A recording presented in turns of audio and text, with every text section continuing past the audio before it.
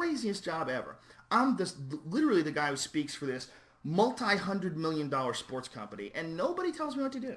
I show up, and they tell me what the fights are, and I just do it. I try to be professional as possible. I try not to swear. Occasionally, I'll slip up with that, but I'm trying not to swear. But all I'm trying to do is do commentary on the fights. The only thing they've ever told me what to do is when they were trying to buy Pride, and Pride fucked them over, and there's this big thing going on back and forth. They said, please don't mention Pride by name. You can mention all the fighters, but don't mention Pride by name because they didn't want to give advertisement to that organization, which is totally legitimate. Totally makes sense to me, But they don't tell me, like, hype this guy up, talk about that guy, don't mention this guy's name, and make sure you tell everybody this is the guy we want to win. There's none of that. There's none of that. Zero. So I know that's a conspiracy that people think is real. That's not real. I know there's a lot of other ones that people think is real, but there's ones that are real, And chemtrails are the ones that I've recently turned on. Yes. That whole thing you talked about, the air. Yeah, there's a lot of people that would look at those things in the sky and go, what is that? What are they doing? Well, I talked to a pilot, and I asked a pilot about it, and he gave me a very simple explanation about how water going through those jet engines at a certain altitude with certain weather conditions, certain moisture. Probably has like humidity conditions. There's barometric pressure. There's all sorts of factors, but if it's the right factors, there's enough water in it, it'll create clouds. Like literally, jets create clouds. So all these people are like, man, they're making clouds.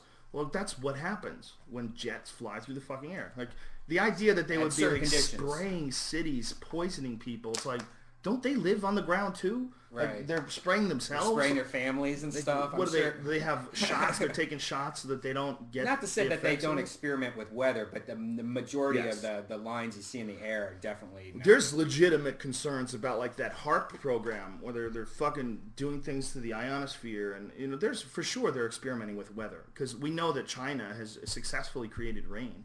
They've done successful weather operations. So there are absolutely real conspiracies, but there's a lot of goofy ones, man. And the problem is it's very difficult for people to, once they made a decision about something, like JFK, Oswald acted alone, and people just get that in their head, Oswald acted alone.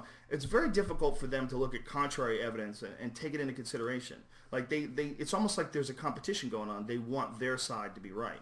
And people have a real hard time. And our friend that we were talking about, the chemtrails, didn't want to, like, we were having an argument with him where I was saying, listen, man, you don't know, like you say, the research that I've done, I'm like, you're watching YouTube clips? Right. Is that what constitutes research these days? And he was like convinced that chemtrails are real. And I'm like, they make no sense. And the other thing the pilot had that was a good point, it was like, he's a pilot. He's like, believe me, man, pilots would be talking about it. Right. Like, it wouldn't be like something that's that easy. You could just hire a guy to fucking spray every city in the world every day of the week, and they're going to keep their mouth shut. Plus, all these reporters that are like getting pissed off at like oil businesses for ripping off customers. What if you were getting sprayed with poison? Wouldn't that reporter be crazy? Yeah. Research reporter, It's silly. It's silly. I think chemtrails are a silly one. Not to say they haven't sprayed people before. Not to say that there haven't been some experiments where they've sprayed, a certain bacteria or certain colds, over an area to see if they can get people sick. Well, why not? We know there was a thing called Operation Midnight Climax. That in the 1950s, the CIA ran fucking brothels. They ran whorehouses in New York and San Francisco. And they ran these things, and what they did was they ran the whorehouse so they can do LSD experiments on people. And so they unknowingly gave these Johns acid. So these poor guys would go in there just to try to give their, their hard-earned money. They probably, didn't even have much. Pay just whatever they had to get their dick sucked. And they're getting dosed with acid, freaking the fuck out, probably already feeling super guilty. Probably half of them were married, and they just cheating on their wives, and they felt guilty about that. And then they're dosed up with acid and dealing with the reality of the situation. I mean, we know the CIA did that. This is information that was released in the Freedom of Information Act. You look it up, Google it. It's pretty interesting. It's called Operation Midnight Climax. And it's just one of many experiments that the CIA did unknowingly on American citizens, taxpayers. And they've done it forever. And that's how they do business.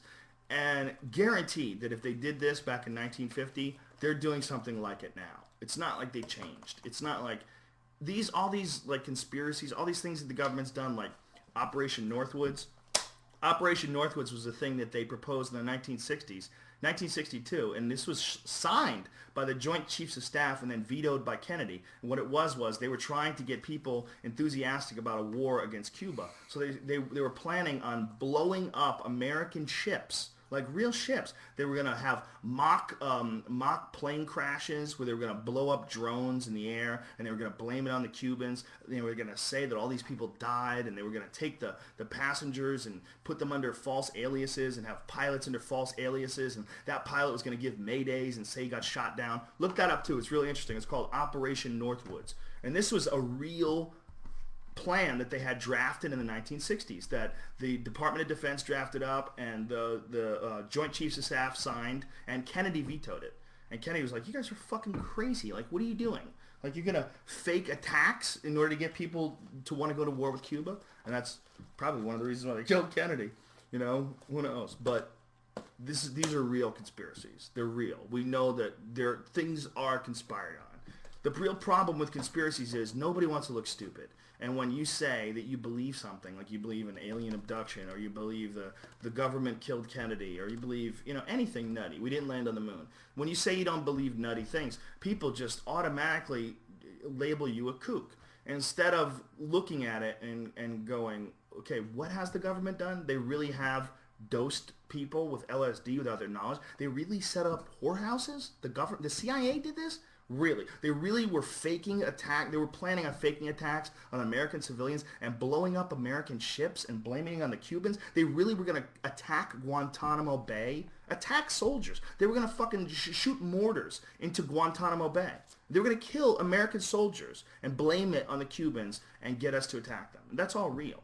So you got to keep your eyes open. You got to keep your mind open. And the problem with conspiracy theories is people choose one side or the other. Either there's a conspiracy are ridiculous and I'm not believing this, or they go, well, the conspiracies are real. And it's usually not that black or white. It usually takes a lot of looking at before you get to the real truth. And the real truth is fucking sketchy. I mean, it's real hard to have information about a lot of things in this world. As much information as we have on the internet, there's still a lot of shit that you don't get. Like Bill Maher twittered something today that I was like, this guy doesn't even, he's incorrect. Like, this has all been disproven. He twittered something, an anti-Christian thing about Mithra. And, I was like, how funny is this? Bill Maher isn't even doing his research. Like, he's twittering something that everybody says about Mithra, but it was disproven. He gets his news by the paper. Here it is. Mithra, born 1225, 12 disciples, died, rose on the third day, performed miracles, known as a lamb, the way, the truth, the light, 600 years before Jesus Christ. I see what his point is. His point is what he's trying to say. It's like, hey, there was no, there was no Jesus Christ. That this fable, this myth, has existed in many different forms. But the Mithra thing is totally wrong. Because the Mithra thing, if you just Google Zeitgeist, the movie Debunked, this guy gets really into the mythology behind, in Zeitgeist, they talk about how Jesus really is basically the same story as all these different stories before. And one of them was Mithra. And, so Bill Maher, quoting on his thing that Mithra was born 1225, had 12 disciples. Well, if you go to this other site, that this guy seems like a really intelligent guy. I don't know if he's right, but he's talking about, but he's researched it at least. He's talking about the myths and the legends of Mithra are numerous in account and span several different cultures. He says, I ran into a brick wall of sorts trying to track down any of this information. I cannot find any evidence of his birthday being December 25th. The only dates that correspond to him are his festival on October 8th and another on September 12th through 16th, a cattle pairing festival October 12th through 16th. This is the important part, there's absolutely no evidence anywhere that he had 12 disciples or 12 of anything for that matter. No Mithraist scholars seem to know about it. He was not born to a virgin, but rather out of solid rock. So, I mean, it's really interesting.